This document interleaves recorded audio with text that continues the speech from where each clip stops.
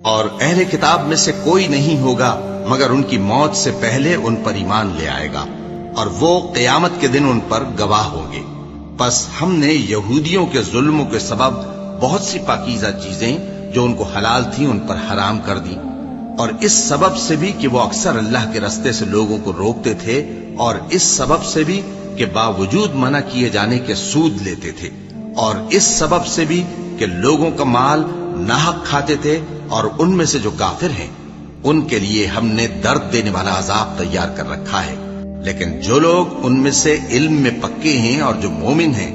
وہ اس کتاب پر جو تم پر نازل ہوئی اور جو کتابیں تم سے پہلے نازل ہوئیں سب پر ایمان رکھتے ہیں، اور نماز پڑھتے ہیں اور زکوٰۃ دیتے ہیں، اور اللہ اور روز آخر کو مانتے ہیں، تو ان کو ہم عنقریب اجر عظیم دیں گے۔ اے محمد صلی اللہ علیہ وآلہ وسلم، ہم نے تمہاری طرف اسی طرح وحی بھیجی ہے جس طرح نوح اور ان کے بعد والے پیغمبروں کی طرف بھیجی تھی،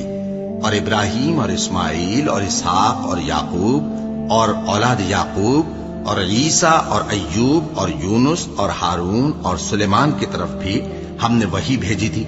اور داؤد کو ہم نے زبور بھی عنایت کی تھی، اور بہت سے پیغمبر ہیں کہ جن کے حالات ہم تم سے بیشتر بیان کر چکے ہیں،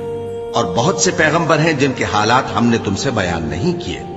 اور موسیٰ سے تو اللہ نے خود کلام فرمایا۔ سب پیغمبروں کو اللہ نے خوشخبری سنانے والے اور ڈرانے والے بنا کر بھیجا تھا، تاکہ پیغمبروں کے آنے کے بعد لوگوں کو اللہ کے خلاف کوئی حجت نہ ملے، اور اللہ غالب ہے، حکمت والا ہے۔ لیکن اللہ نے جو کتاب تم پر نازل کی ہے اس کی نسبت اللہ گواہی دیتا ہے کہ اس نے اپنے علم سے نازل کی ہے، اور فرشتے بھی گواہی دیتے ہیں، اور گواہ تو اللہ ہی کافی ہے۔